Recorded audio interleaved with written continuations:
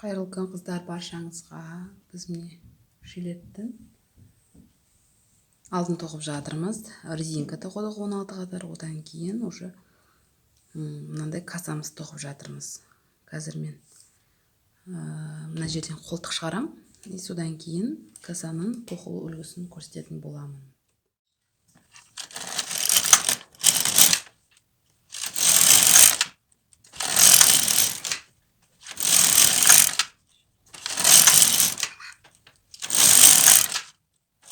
Мен осы жерден қолтық шығарам. Бірінші тоққан жағы бұл оң жақ беті жакеттің. Міне бұл осылай тұрған кезде мен оң жағынан шығарыппын қолтықты. Енді қазір мен сол жағын тоқып жатырмын. Значит, сол жақтан мен қолтық шығарам. Осылай теріс тұрған кезде міне оң жақтан шығарғанмын. Енді мен қазір тағы бір қатар жүрем. Сосын сол жақтан қолтық шығаратын боламын. Бұл сол жағы бізде. Енді бір-біреуден дәл арт жағы сияқты осылай алып, тіккердің көмегімен бірден біз біріншісінде үшеу қысқартамыз, иә? Осыған кигіземіз келесі инеге. Алға шығарып, жібімізді бұлай іліп алып, өткіземіз. Бізде бір ине жабылды. Артқа жібереміз. Келесі тағы да бір инені алып, келесі инеге тағамыз.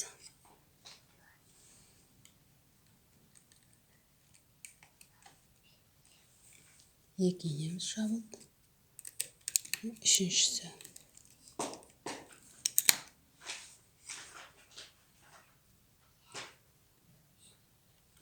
Бұл бізде бұны инеден шешпейміз. Бұл тек осылай ілініп қалады.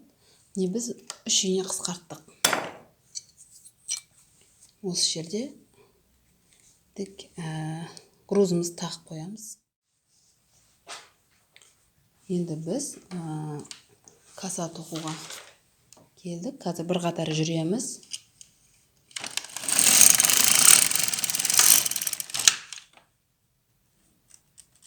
Және осы жерде каса тоқитын боламыз. Бізге каса тоқу үшін біз өзімізге 3 инеден алдық. Бұлай 3, бұлай 3, 6. Барлығы 6 ине. Және екі шетінде 2 инені біз босатамыз жіптен. Осындай изнаночный петлялар жасауымыз үшін, изнаночный қатар жасауымыз үшін. Енді біз қолымызға трехушковый деккерімізді аламыз. Осындай деккерімізді алып, мынау мен изнаночный шешілетін инені, босататын инемді мен белгілеп қойғанмын екі шетінен маркермен. Осылай бірінші соларды босатып аламыз. Артқа жібереміз. Босатып алдық.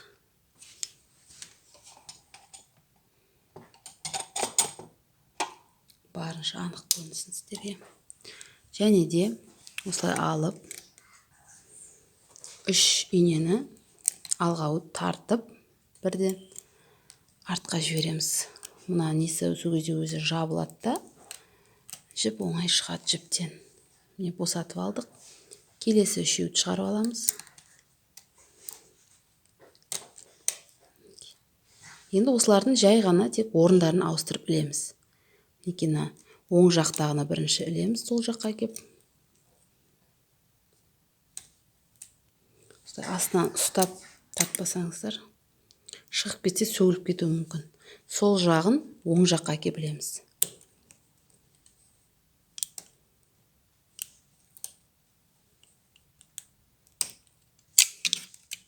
Осылай алға шығарып жібереміз.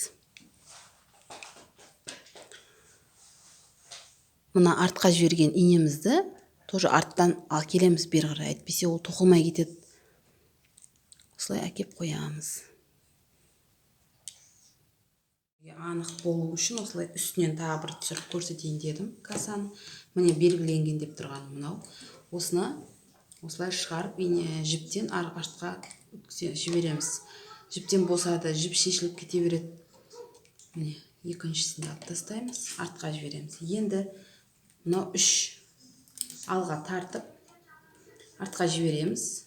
Темірлер жабылады инесі. Жіптен міне оңай босады.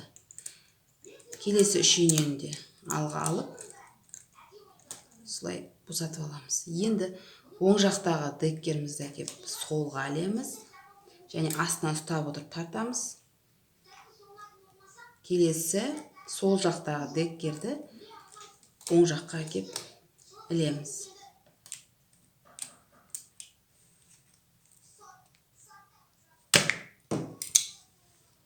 Мінекей. Осылай бізде каса пайда болады. Және де мынау инемізді артқа жіберген қайттан алға шығарамыз. Себебі тоқмай кету мүмкін, келесі газ тоққанымызда.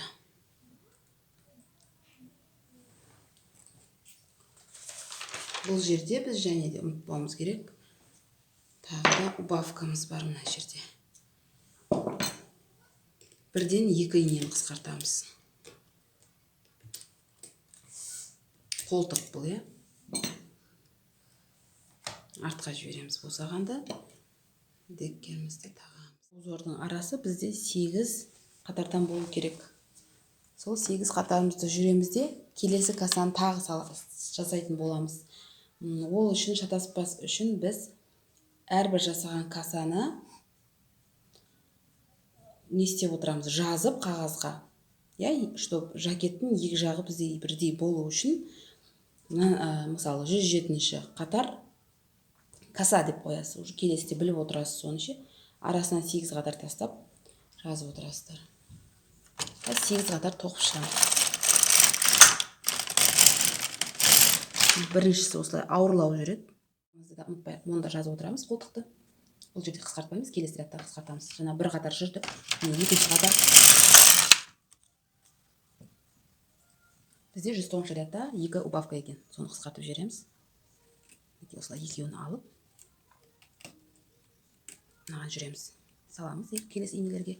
Және мына қысқарғанда міндетті түрде артқа жібереміз.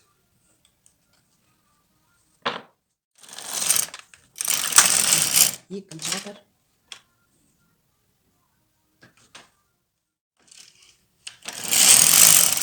Үшінші қатар. Бізде 111-де убавка бар. Тағы да 2 инені қысқартамыз. Алға алдық.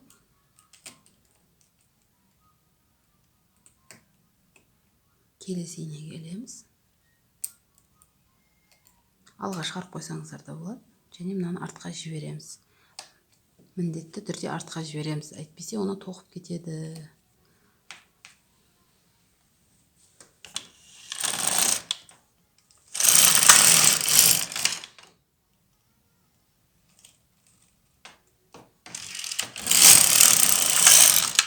Бар бізде бұл қолтық.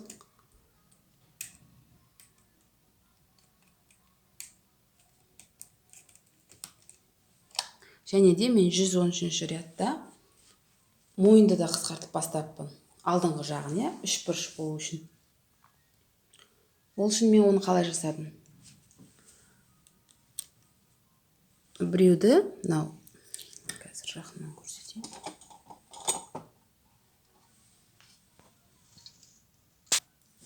Мойынды біз қысқартуымыз үшін алды.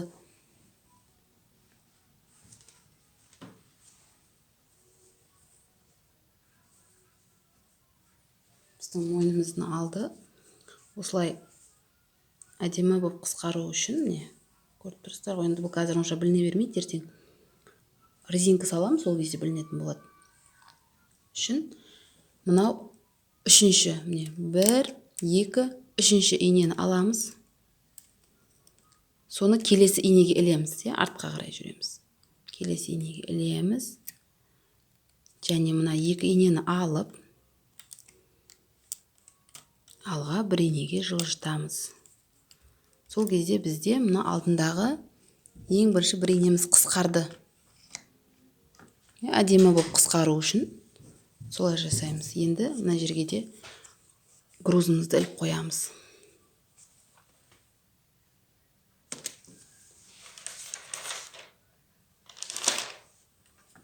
Енді жүреміз, тоқимыз.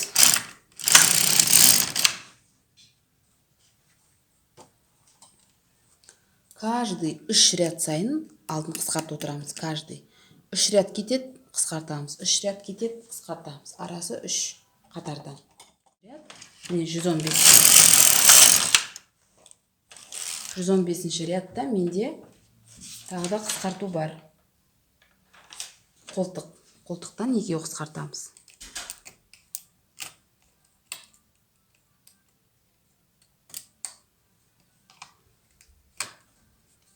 Қолтықтан екеу қысқартамыз және бізде коса жасаймыз.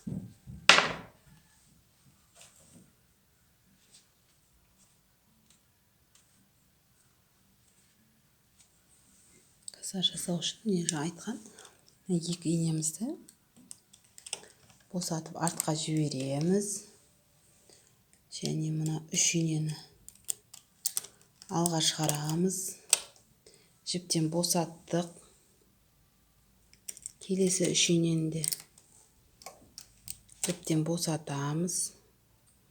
3 оң жақтағы деккерді үшеуге тағамыз. Сондай өте ыңғайсыз видеоға түсіріп отырып тоққан және астын ұстап отырып. Келесі үшеуді де солай шығарамыз. Оң жаққа тағамыз. Және инелердің бәрін алға жібереміз. Арттағы екі инемізді алға әкелеміз, ұмытпай.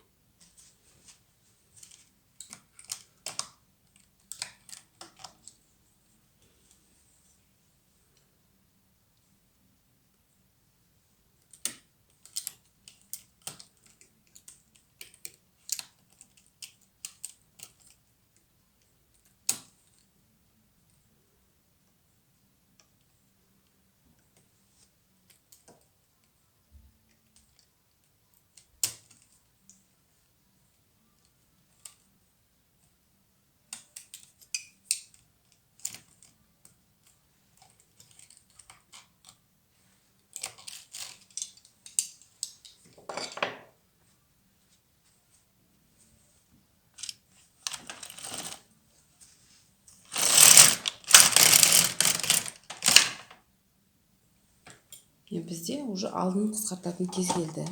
3 ряд арасынан өтті. Неке мына біреуді аламыз. Келесі инеге ілеміз. Және мына екеуді бір ине алға жүреміз. Сол кезде бізде бір ине босады. Дәл осылай тоқи береміз. Бұл жерде менің мақсатым сіздерге осы коса узорын үйрету. Қолтықты түсіндіңіздер деп ойлаймын. Мынау алдыда өте оңай, түсінікті. 3 ине қалдырып 4-шісінен бастасаңыздар да болады. Мына алдының сол кезде мына жерде қалай айтсам екен. Мына шеті әдемі болып жабылады ғой, көрініп тұрады әдемі болып ше. Қолтық сияқты жаба салуға болмайды алдын. Неке қыздар, мен мына екі жағын жауып шықтым. Резинкамызды мынаны да жаптым. 3-ші, 4-шісін сіздерге көрсетейін. Біз бұны былай жауып шығамыз. Міне ең шетіне келдік. Мыналарды да шығарып босатып жібереміз. Осы жерден бастап петля уловителінің көмегімен осылай іліп алып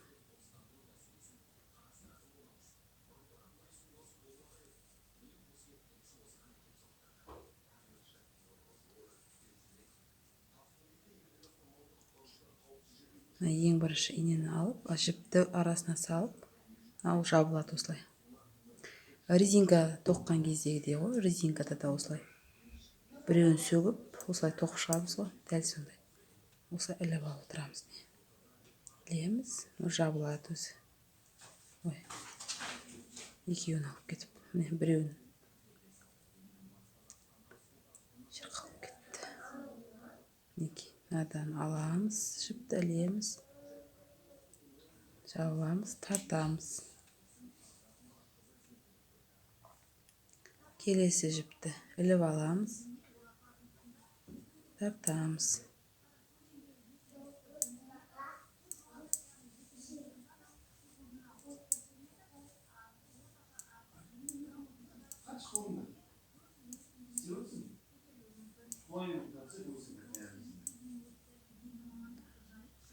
Осылай.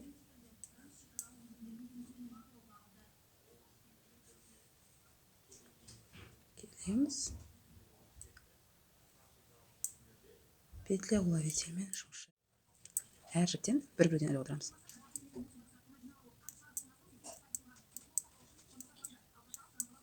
Дәл осылай мынаның ұзынның барлығын жасап шығамыз.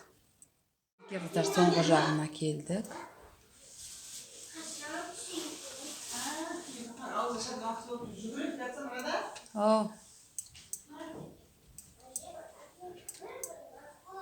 Осылай ең соңғысын осы өзінің инесіне іле саламыз.